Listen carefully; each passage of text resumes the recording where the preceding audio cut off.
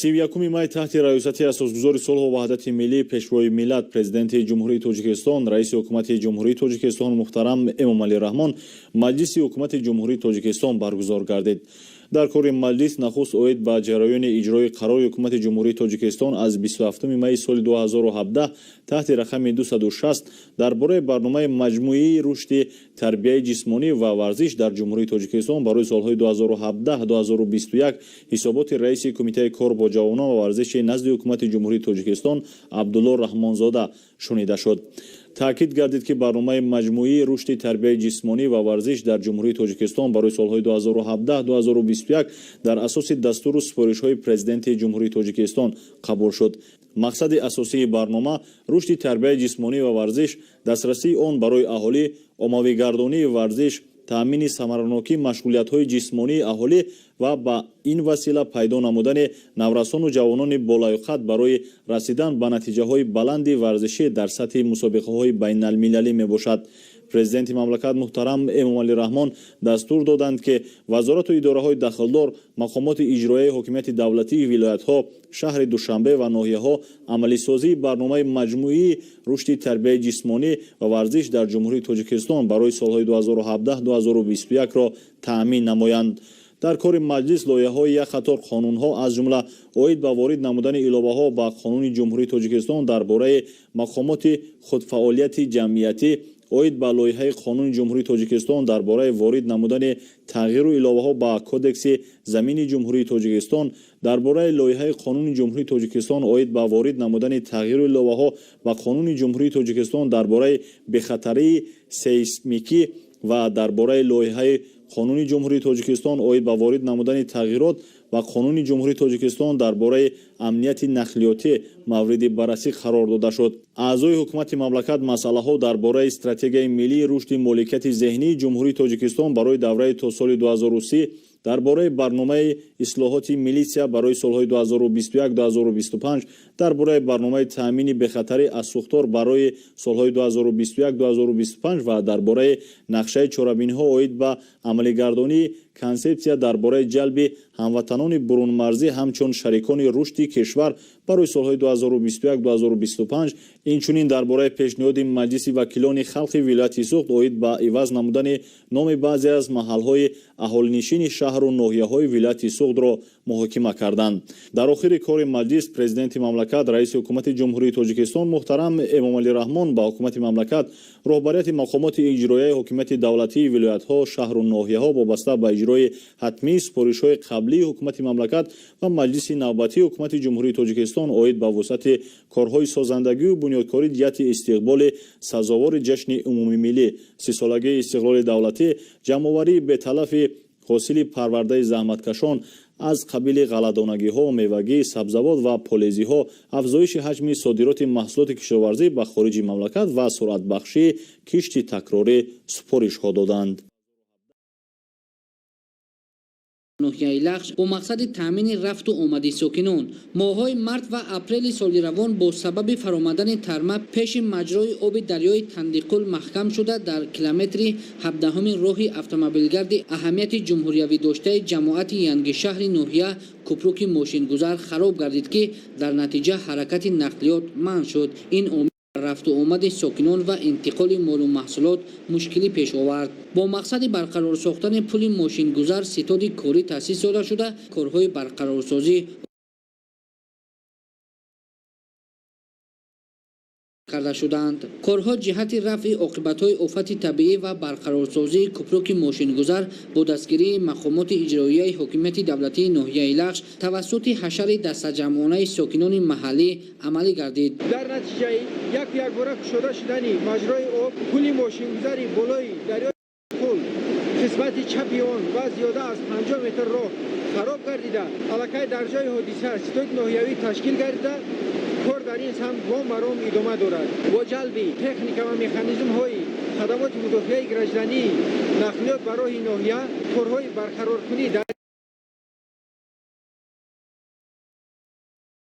آمدن ترما همچنین یک قسمت راه ماشینگرد نیز از بین رفته بود. ناحیه لخش با موقع جایگیرشویش آسیب پذیر بوده. در این ناحیه دوردست مملکت به عمل آمدن آفت‌های طبیعی از جمله فرآمدن ترما و سیل احتمال دارد. موجود بودن تکنیک‌های معاصر صحوی به کارمندان امکانیت داد که آنها سری وقت کپروک خراب گردیده را برقرار کرده حرکت همه گونه واسطه‌های نقلیات را تامین کردند. در نتیجه فعالیت سری وقتی کارمندان و حشر ساکنان کپروک ماشین‌گذار که بر اثر آفت طبیعی خراب گردیده بود پرره برقرار کرده شده، حالا توسط آن رفت و آمد همه گونه واسطه‌های نقلیات تامین کرده شد. نوریدین قربان، بهرالدین اسماعیل‌دین، فیروزی موسی از ناحیه لخش برای برنامه اخبار. در ناحیه میر سعید علی حمدانی ساختار دهات علاوه بر نقشه 18 نفر ساکنان دهات جمعیت دارای مسئولیت دو انشاءات در دایره تطبیق هدف چهارم ملی صنعتی کنونی با سرعت مملکت با سهم صاحبکاران دو انشاءات نوی استحصالی و برای تحکیم وضع انفراستراکچور دهات 16 انشاءات خدمت رسانی مورد استفاده قرار داده شد. گزارش خبرنگاران ما. در نویه میر سعید علی حمدانی بخشیده به استقبال جشن 30 سالگی استقلال دولتی جمهوری تاجیکستان برای پیشرفت وضع اقتصادی و اجتماعی، تشکیل جایهای نو کاری و تحکیم انفراستراکچور دهات، بنیاد و از نوسازی 139 انشاءات تعییناتشان گوناگون به نقشه گرفته شده تا امروز 257 انشاءات یعنی علاوه بر نقشه 18 انشاءات دیگر مورد استفاده قرار داده شده است. با ابتکار مقامات اجرایی حکومت دولتی تا روز تجلیل از جشن 30 سالگی استقلال دولتی جمهوری تاجیکستان باید در نویه بیش از 30 انشاءات دیگر ساخته به استفاده داده شود. در دوره وسط چنین تدبیرهای سازندگی و بنیادکاری و اجرای هدف چهارم ملی صنعتی کنونی با سرعت کشور با سهم صاحبکاران محلی در جماعت دهات مهنت آباد نویه کارخانه جمعیت دارای مساحتش محدود نمکدان مورد استفاده قرار داده شد. در کارخانه مذکور 20 نفر ساکنان دهات از جمله 15 نفر به عنوان به جای کار دائمی تامین گردیدند. کارخانه جمعیت دارای مساحتش محدود نمکدان از کارگاه کارکرد نمک، کارگاه بندوبست و آزمایشگاه عبارت بوده. استحصال محصولات یعنی کارکرد نمک پورا در اساس طلبات و آزمایش متخصصان برآ مانده می شود. طبق تاکید شد در دهات مهنت آباد کارخانه جمعیت دارای مساحتش محدود دوشنبه نیز که به کارکرد نمک مشغول است پورا تجدید و نوسازی گردیده در عرصه تجلیل از جشن 30 سالگی استقلال دولتی جمهوری تاجیکستان مورد استفاده قرار داده می شود. برای تشکیل جایهای نو کاری در جماعت دهات دشتگلا کارخانه جمعیت دارای مساحتش محدود رحیم جان برای کارکرد نفت و استحصال سوزشواری دیزلی به استفاده شد. در این کارخانه عین زمان 10 نفر متخصصان و ساکنان محلی به جای کاری تامین گردیدند. برای کارکرد نفت گرمیدگی پیچ کارخانه با استفاده از انگشت برآ مانده شده است. در دهات دشتگلا برای تحکیم انفراستراکچور دهات یک مرکز خدمت رسانی عبارت از کارگاه دوزندگی، کاشانه حسن سرتراشخانه و مغازه خوراکواری به استفاده شد. در دهات قهرمان نویه نیز چنین یک انشاء با تشکیل 6 جای نو کاری مورد استفاده قرار داده شد. در این دهات که ساکنان اصلا به سبزوارکاری مشغولند برای با نرخ‌های دسترس به فروش پیشنهاد نمودن محصولات کشاورزی در شفت راه اساسی حدود دهات دکان فروش محصولات کشاورزی به استفاده شد. در نویه حمدانی در برابر صاحبکاران محلی همزمان شخصان وطن دوستی که در خارج کشور قرار دارند در کارهای آبادانی سهم نظر است می‌گذارند. از جمله بعد تعمیر اساسی بیش از 13 کیلومتر راه اهمیت جمهوری داشته گلستان شهرک مسکو با اقدام یک نفر صاحبکار موفق و شخصی وطن دوست در درآمدگاه مرکز نویه دروازه جماعت شهرک مسکو بنیاد گردیده است. در قطار ساختمان انشاءات مذکور راه پیاده‌گرد نیز سفالک‌پور شده است. در جماعت دهات پنجرود نویه نیز یک نقطه فروش گاز مایع بعد نوسازی به استفاده شد. با سهم صاحبکاران در هر یک دهات در مجموع 18 عدد انشاءات مورد استفاده قرار داده شد. با ابتکار مقامات اجرایی حکومت دولتی تا روز تجلیل از جشن 30 سالگی استقلال دولتی جمهوری تاجیکستان در نویه باید باز زیاده از 30 انشاءات نو تعییناتشان گوناگون ساخته مورد بهره برداری قرار داده شود. در شهر و ناحیه‌های ولایت سوخت از جمله شهر اسفره و همه 12 جماعت‌های دهات ساکنان، صاحبکاران، شخصان سخاوت پیشه در یک جایگی با مقامات اجرایی محلی با راهی بلند خودشناسی و میهن پرستی روی به آبادانی آورده تدبیرهای سازندگی و بنیادکاری را وسعت می‌دهند. در ردیف بنیاد و از نوسازی و تعمیر و ترمیم انشاءات زیادی اقتصادی، استحصالی، اجتماعی، خدمترسانی، فرهنگی و ورزشی اقدام‌های شایسته در سمت آبادی راه‌ها عملی می‌گردند. در جریان سفری کاری به شهر و دهات اسفره رئیس ولایت سوخت رجب احمدزاده با جماعت دهات چارکوه تشریف آورده در منفرد منفرشی کوچه‌های محل و بین محله اشتراک نمود. با آغاز تعمیر و منفرشی راهی بین محله چشمسار و سامانیان دهه چارکو سطح نیک احوالی تا 3000 قاجگی ها و ساکنان بهتر می‌گردد. راهی منفرش شونده از دهه چشمسار تا سامانیان 5 کیلومتر بود و پهنای راه 6 متر است. این تشبث و اقدام سازنده با سهم اهالی و یک گروه صاحبکاران با ننگ چارکو با پیروی و جانبداری از تدبیرهای نیکی بنیادکارانه حکومت جمهوری تاجیکستان، اساسگذاری صلح و وحدت ملی پیشوای ملت پرزیدنت جمهوری تاجیکستان محترم امام علی رحمان بهر استقبال از جشن فرخنده ملی 30 سالگی استقلالیت دولتی و در حاشیه 1300 روز مهنت ضربدار مقامات اجرایی حاکمیت دولتی ولایت عملی می‌گردد. حجم عمومی کارها مبلغ 1,500,000 سومانی را تشکیل می‌دهد. پودرچی منفرش راه وحدت 2018 و مؤسسه دولتی نگهداری راه‌های نقلیاتگرد شهر اصفهان بوده بهر طبق معیارها و با صفت بلند راهسازی و راهداری انجام دادن کارها تا 15 تکنیک‌های ساحه سفربر شده اسفالت گرم از شهر خوجند دسترس می‌گردد. امروز مردمی دهه چارکو سهم گرفتند که 5 کیلومتر راهی بین دهه چشمدار و سامانیان را اسفالت پوش نمایند. در اینجا من امروز تمام مردم و حشر دست جمعانه برآمده هستند. نگفته نماند که این اقدام جماعت را صاحبکاران دهه همه جانبه دستگیری کرده و با مقدار قریب 1.5 میلیون سومانی مبلغ جمع کردند که با این اسفالت کنی راه صرف کرده می شود. این راه نهایت مهم بوده، راه درجه استراتژی را دارد برای آن که دهه چشمسار را با دهه نزد سرحدی سامانیان پیوست می کند. ما یک گروه صاحبکاران جماعت دهات چارکو و مانند وهاب حجومی، رجب صبرالدین، یوسف لایسیدین، ولی مزراب خان، نورالدین و دیگر باز بچه‌ها هستند. یک جای سیاستی جنوب ولایت دستگیری نموده و اقدام گرفتیم که راهی بین دههای سامانیان و دهات جماعت چارکو اسفالت پوش نماییم. من منتداری خودم را به پیشوای ملت محترم جنوب اولی و به رئیس ولایت میرسونم. رحمت برای دستگیریشون. ما از این روح بلند هستیم. رئیس ولایت در صحبت با ساکنان و در برآمد به عمل نیکو سازنده اهالی و صاحبکاران محل که اکثرا در فدراسیون روسیه فعالیت دارند و در آبادی وطن زادگاهشان حصه گذار هستند بهای ارزنده داده تاکید نمود که حکومت جمهوری تاجیکستان مقامات اجرایی حاکمیت دولتی ولایت سوخت مهیا سازی شرایط‌های بهتری اجتماعی را به اهالی همچون افضلیت قبول نموده در دایره استقبال از 30مین سالگرد استقلالیت دولتی در همه شهر و ناحیه‌های ولایت بنیاد از نوسازی انشاءات زیاد در ساحه‌های معارف، تندرستی، ورزش، فرهنگ، صنعت به نقشه گرفته تا این مرحله حجم زیادی کارها را عملی نموده است و تعمیر و منفرشی اساسی با اسفالت گرم از نقشه‌های رشد محل بوده. در حدود ولایت سوخت تنها در این مرحله تا 300 کیلومتر راه‌ها از تعمیر اساسی و منفرش کنی برآورده شده، حالت 2000 کیلومتر راه‌ها بهتر کرده می شود. رئیس ولایت مسئولین ساحه را جهت انجام با صفت کارها دستور داد.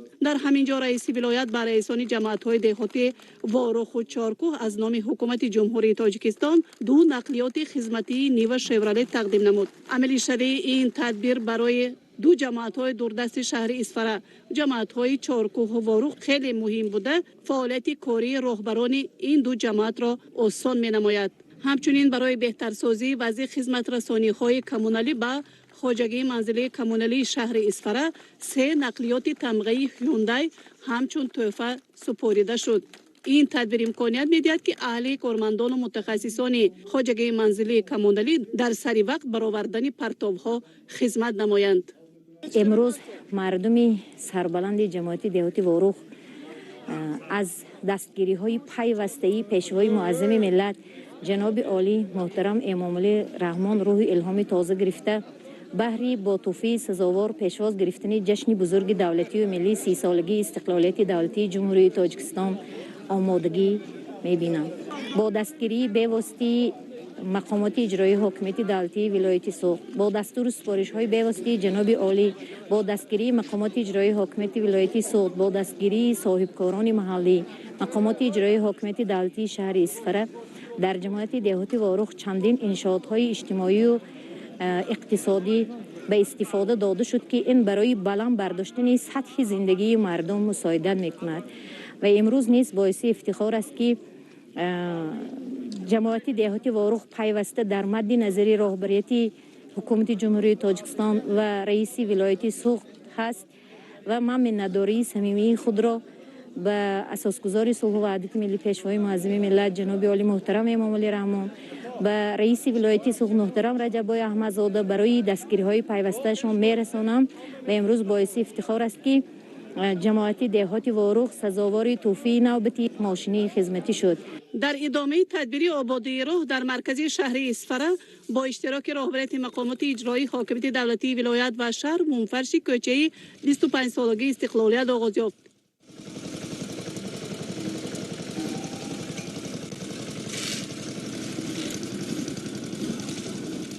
این تدبیر با سهم یک گروه صاحبکاران به راه مانده شده 1 کیلومتر راه با پهنایی 8 متر با خوابالیدن اسفالت دیگر منفرش اساسی می گردد. در همین حدود 250 خواجگی های اهالی و کارخانه و تشکیلات جای گرفتند و تعمیر اساسی شدن راه برای ساکنان انفراساختاری بهتری راه و نقلیاتی را مهیا می سازد. در جماعت دهاتی چارکوه رئیس ولایت رجب بای احمدزاده رفتی برقرارسازی و بنیاد خانه و منزل‌های استقامتی شهروندان ساکنان جماعت را مورد نظر و توجه قرار داد. تاکید به مورد است که با دستور و سپارش پیشوای ملت محترم امام علی رحمان و با سهم حکومت جمهوری تاجیکستان مقامات اجرایی حاکمیت دولتی ولایت سوخت منزل‌های استقامتی شهروندان که ضرر دیده و ویران و ولنگار شده بودند برقرار و از نو ساخته می‌شوند. در جریان شناسایی با روند کارهای ساختمانی رئیس ولایت با صاحبان خانه‌های بنیاد شونده اهل عائله آنها ساکنان دهه و محله‌ها صحبت‌های صمیمی انجام داده تاکید داشت که حکومت جمهوری تاجیکستان خاصتا پرزیدنت مملکت محترم امام علی رحمان پیوسته احوال اجتماعی آنها را تحت توجه قرار داده جهت تامین آنها با شرایط‌های بهتری بود و باش و مسئولین دستور و سپارش‌ها می‌دهند. باید گفت که الحال ستاد ولایتی عاید به ساختمان منزل‌های استقامتی در منطقه فعالیت دارد و در بنیاد و برقرارسازی منزل‌های شهروندان یک قطار تشکیلات و کارخانه‌های ولایتی سهم ارزنده می‌گذارند و عزم دارند که خانه‌ها را به عائله‌ها در سطح بلند و با استفاده از مصالح ساختمانی با صفت در مهلت‌های مقرره به استفاده دهند. طبق دستور و سپارش‌ها و هدایت‌های پیشوای معظم ملت پرزیدنت جمهوری تاجیکستان برای برقرار کردن خانه‌هایی که در جماعت خواجه اعلی ستاد ولایتی تشکیل کرده شد. کوشش می‌نماییم که در مهلت معین شده خانه مذکور ساخته برای استفاده برای شهروند سپرده می شود. رئیس ولایت مسئولین ساحه‌های دخلدار و جهتی سری وقت و با صفت ساخته به استفاده دادن خانه‌های استقامتی موظف نمود و در صحبت با کل ساکنان استفاده با ثمر و مقصدناک هر پاره زمین کارم از جمله زمین‌های پرزیدنتی و نزد حواله‌گیرا توصیه داد. بنا به مشاهده‌ها اکثر از ساکنان نوابسته از حالت‌های جای داشته در استفاده زمین و قطعه‌های نزد حواله‌گیرشان مدنیت بلند زمین استفاده بری را رعایت نموده انواع گوناگون محصولات کشاورزی از جمله کارتوشکا را در زمین‌های نزد حواله‌گیرشان کشت و پرورش و استحصال می‌نمایند. در برابر مقامات دولتی صاحبکاران وطندوست شهر اسفره در آبادانی و بنیادکاری‌ها نقش معین می‌گذارند. با سهم صاحبکار نرزالله المصف در مرکز شهر اسفره مکتبی بین‌المللی اوریان بنیاد می‌یابد.